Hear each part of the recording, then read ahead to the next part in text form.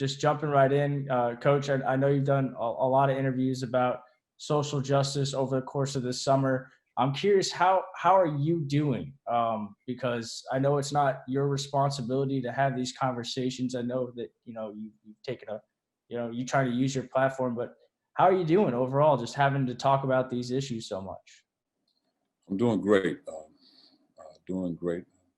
And I'm happy to talk about those things. I think those are real life issues that we all should talk about, because we all should want the best solution, and be respectful to whatever background that someone comes from and where you are. And for me, it starts here in my hometown. My hometown is Columbia, Missouri. This is my hometown. I have to respect that first and foremost. Of course, we see things all around the country, but like the old saying, you have to do a good job in your own backyard, and I have to do that first. We have issues here we need to correct and get better, and I want to be a part of that in any way I can. Where do you feel like the country is now versus maybe May, I guess, when George Floyd, when the death of George Floyd at the hands of police happened?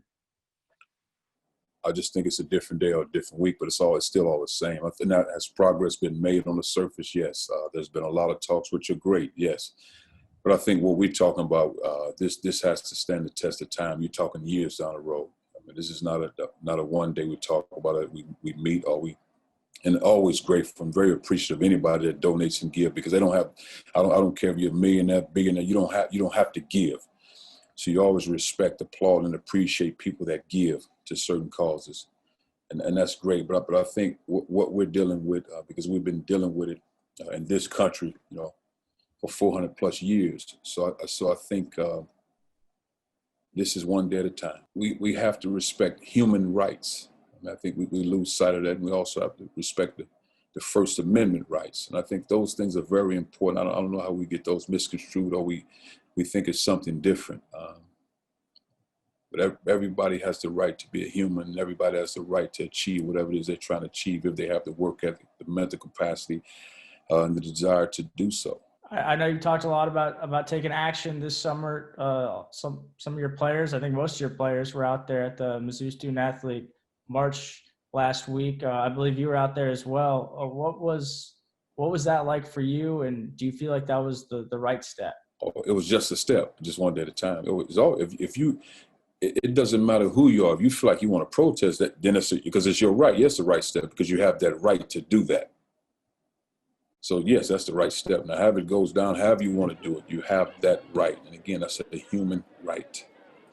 But I think you have to ask that student group, which I admire and I applaud their approach, but you have to ask them, because I don't want to speak for them.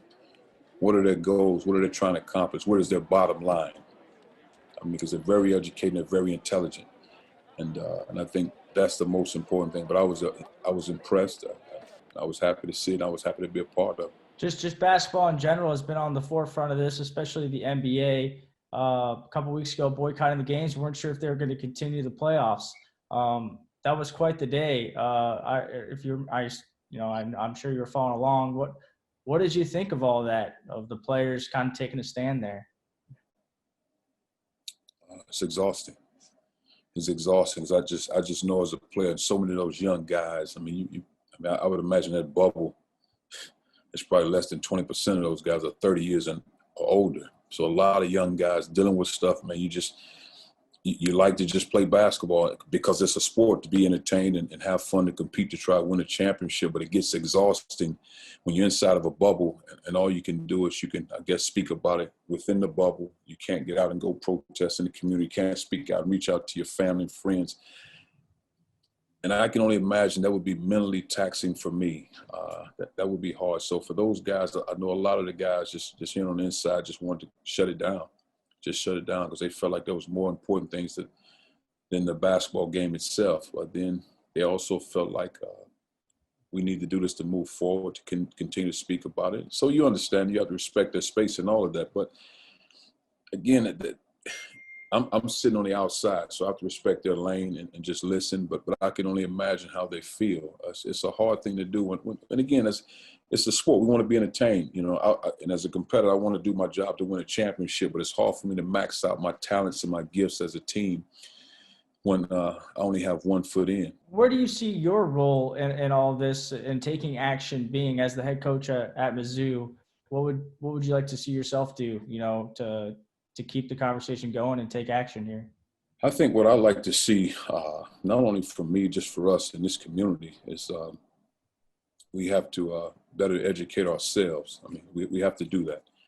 And the other thing I think we lose sight of, we don't have to agree with it. I don't have to, Andrew, I don't have to agree with everything you said, but I respect your thoughts and your views. We can still go out and hang out and have a Pepsi or a Sprite. That's okay. I mean, but we don't have to agree on everything, but we have to talk about it in order for us to move forward. We have to, and when I talk about education, it's not so much as, what you amass and how many books you read and how many degrees you get. Because if you have a cold and a bad heart, then you can't help us move forward anyway. I would rather be around a person with a beautiful heart with lack of education, because we can make progress. Because that means that they have room to love. And that's very important. If you don't have room in your heart to love, you can't help us move forward. And I say help us, that's all walks of life. Because we all should be equal in our approach to trying to be successful. You had every right when you left your home as a young man to go to Mizzou and get a degree in the journalism school, be the best you can be. You had every opportunity to do that. There were no roadblocks in doing it. Outside of the class might be tough, maybe a few loans here and there, but that should be the only roadblocks. It shouldn't be your nationality, your race, your skin color as a roadblock. Then I go into the classroom and have to deal with the undertones of what might be said, what might be thought, how my paper's graded, all those things that maybe you probably didn't think about. And I want to be respectful that maybe you did. I don't know that. But those are real life issues. That's real. And so I think we have to understand it and simply put, we have to really tighten up our criminal justice system.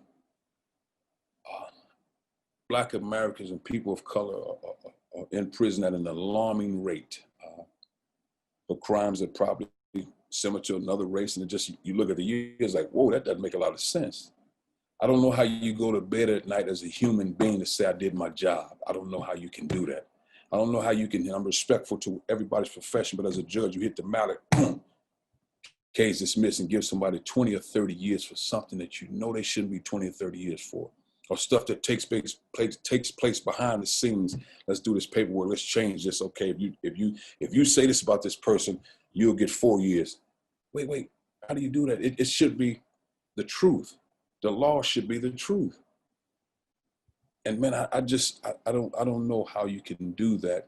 And simply, I can only imagine how many men and women are in prison for crimes that they didn't commit, or for doing an extreme amount of time when they shouldn't be doing it, because they didn't have a voice, they didn't have the resources, and they didn't have access to behind the scenes. And that's where the rubber meets the road, when you get access to behind the scenes. How important do you think, it sounds so simple, but just listening is right now? I think right now what we're dealing with, when you're talking race relationships, listening has to be a supreme skill. But then you also have to have an amount of humility behind that. When I started, after George Floyd, I was reading different books, but I really started reading and studying Black history. And I felt like, here I am, I'll be 49 years old, and I felt like I was 12 years old just learning the history of Black Americans, Africans coming to America, and Black Americans. I felt like I was just starting from scratch. And it's like, man, that shouldn't be the case. I can only imagine, respectfully saying, if somebody ancestors come from Italy, they probably know exactly, came from Sicily, came from Avellino, they came from Bologna. They know their ancestors way back.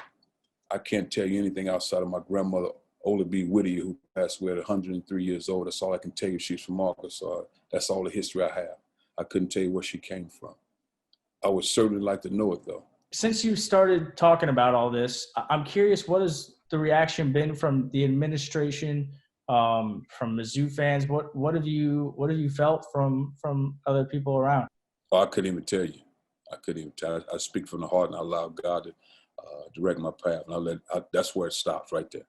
Outside of that, I couldn't tell you that. I can certainly say I work for a wonderful man in Jim Sturks. Jim has a job to do as an administrator, and I think he does a tremendous job. And I also know it's a very lonely place when you're a leader.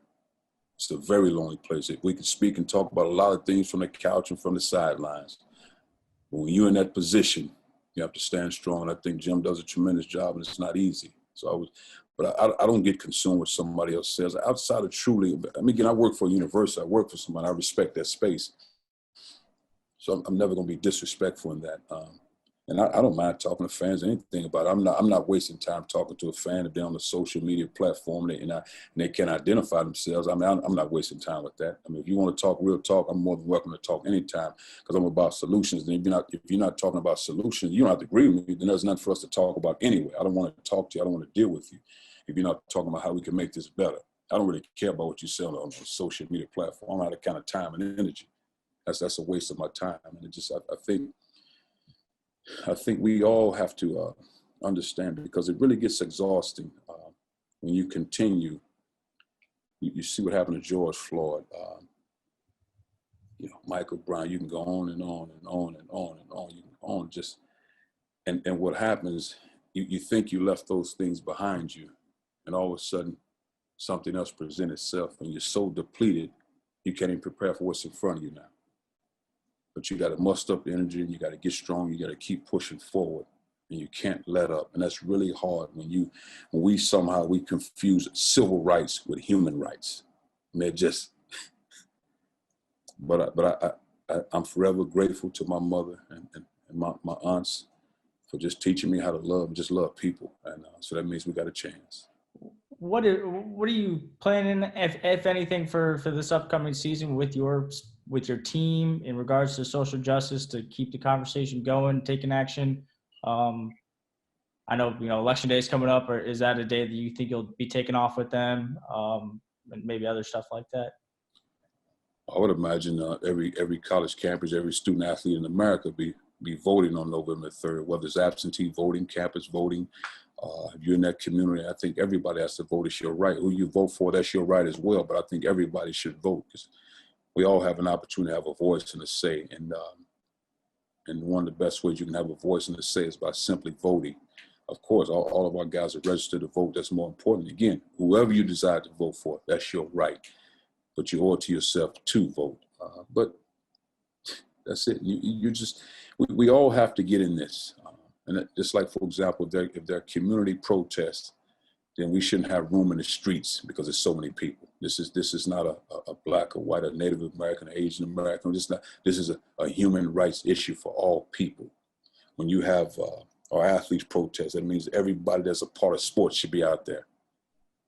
And until we get to that point, we have ways to go. Well, Coach, I wanted to ask you a little bit about basketball a little bit now too. The ACC came out with maybe a silly idea. I'm not quite sure. 350 teams in the NCAA tournament. What do you think of that? Is that realistic? I don't think so. And I think Dan Gavitt, who's part of the NCAA, came out and said he doesn't think that'll happen. But you respect and appreciate the gesture. I think it was genuine because I think that was something they thought about. And I think every conference in America can respect that. You understand that, but that's not realistic. And I think you have to get to a point where you get a champion. You have to, because there already are uncertainties on how many games that you might play. We might not be able to get, some teams in our league might not be able to get but 18 games in due to COVID. Some might get 22 games. So you don't know that part. But I think you have to have a foundation, at least somewhat to work with. You're talking preseason games. You got to be able to play outside of your conference to have a gauge so the NCAA can have a platform to determine NCAA teams. Do you have any idea when your season will start? We hope that it'll start sometime in November. We hope for not. I think we'll possibly start. There's been talks about between the NABC and oversight committees that you can possibly start practice some point in October. But again, I think there are talks every week between the SEC, the NABC, the NCAA, just trying to come up with the best case scenario to have a successful season. Well, I know you can't talk specifics on recruiting. You just sipped your cup of coffee right on cue. Seems like there's been a lot of coffee sipping this week. What do you think of the? I guess how can I phrase this appropriately? But the in-state recruiting, how important has that been? Do you think for your next class? I think it's been good. I mean, I think we have guys that we spend time identifying. We feel good about them. We feel good about their makeup as young men, their work ethic, the people that are coaching them. I think that's important. Of course, their family members have been great. But I mean, I like our group. I do. And in most cases, they happen to be in the state of Missouri. And we feel like we have good basketball players. I think that's one thing, too. Guys that have a feel and understand how to play a competitive spirit, but good skill level. So, I mean, we're excited as a staff, but I think I'm more excited about the guys that we have on our current roster because they're here right now, and I've seen the growth, and I feel like we have the parts, and I don't need to say knock on wood, but just I think away from injuries, I think we got the parts at every spot to be very successful. Well, the numbers look great. More than 80% of your scoring returning. I safe to say that this is the most experienced team Mizzou has had maybe since 2011, 2012 when they made that a great season. Unfortunately, didn't end up so good in the first round. But what are your expectations for this group? And do you feel like they kind of sense that this could be a really special year? I hope they sense we can be successful, but I don't want the sense to be a sense of urgency, like we got to do this now, because now that becomes pressure. It's still basketball. You got to enjoy it because you have the parts to be successful. We have to continue to work hard, continue to work together. The accountability is at the forefront where you're reliable and you got to be trustworthy with your teammates and your staff. Then you also still have to have that level of gratitude, man. You have to appreciate what you're doing. You have to appreciate the fact that somebody might play more minutes than you, and you have to be okay with that. And then the mental toughness is always very important. You got to minimize and eliminate your distractions. But again, couldn't ask for a better group of guys as far as the character of young men, work ethic, all those things. And I think we got quality leadership. Well, I wanted to ask you about Michael Porter Jr. quickly. I know you only had him for his season. He's been in the news a lot. It seems like he's been pretty vocal about wanting a bigger role. He's only a rookie. I guess what advice would you have for him on how to handle a situation like this in the spotlight more than he's ever been? I'll just take one day at a time. I think, you have to understand he's a guy that's an elite scorer. He's been a scorer. He's been, barring injury, he'd have been the first pick in the draft, and I don't think there's any debate there. And I think to say he's a rookie, I mean, I question that part too, because I think if healthy, he's a guy from day one, 20, 25, 30 points a game, because he can score at a high level. He's an elite shooter, and he's an elite rebounder. I don't think he gets enough credit for his defense, and he's not a bad defender. You hear that stuff on TV. He's built to score the ball. But he's a competitive guy. He wants the ball in his hand. And I just think, man, it's just growing, man. It's growing, and he's a humble young man, but he has a competitive spirit, and that's what makes him great. That's what makes him special. I think his teammates deep down inside know the type of guy he is. They know it because he competes. He brings his hard hat. He works all the time, and he's always in the gym. So as a competitive player, you got to respect that. And he has some of those similarities, I think, to when a lot of people used to say stuff about Kobe when he was younger. Kobe Bryant, because a competitive spirit, they just wanted to be great players. And all of a sudden, years later, you look up like, whoa, now I see. And that's what it is. I mean, I'm happy for him. I'm happy to see him out there playing. I'm happy to see he's healthy. And I think all Mizzou fans really need to applaud and appreciate what could have been, because the injuries are injuries. And he's a young man that got a chance to be special when it's all said and done. Well, lastly, Coach, I asked you this because it's a question I've been asking myself a lot, and I respect you a lot as a person. I feel like you have a lot of influence, and I appreciate all your answers. It's September 11th this weekend, and that was a time when we came together as a country probably more than ever. And I don't want to compare that to now because I know it's a completely different situation, but at least we can compare this, that we're facing a common enemy again now with COVID-19, also a fight against racism in the country. And it feels like that hasn't quite happened.